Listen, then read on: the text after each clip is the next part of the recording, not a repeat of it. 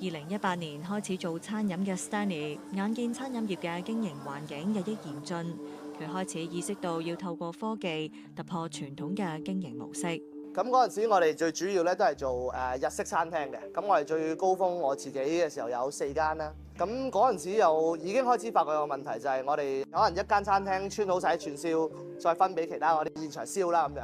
咁但係都會出現一個就係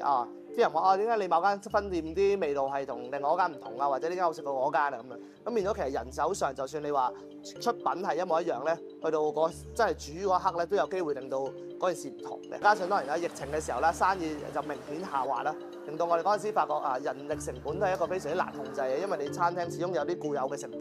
係唔係話你一時三刻咧就可以即刻減到去保住個生意咁樣。至於我哋感覺上，我哋喺做日本菜嘅時候都未做到最出色嗰班。即係未去到可能啲日本師傅過嚟過江龍過嚟開店啊咁樣，咁我開始去衡量自己個競爭力喺邊度，可能呢個未必係長遠餐飲業嘅一個出路，咁我哋就調翻轉啦，咁一不做二不休，我就不如就停晒所有餐廳嘅營運，真係覺得去做一樣嘢可以長遠幫到個餐業嘅，或者呢一方面有發展嘅，咁所以就轉咗做呢個找餸機人。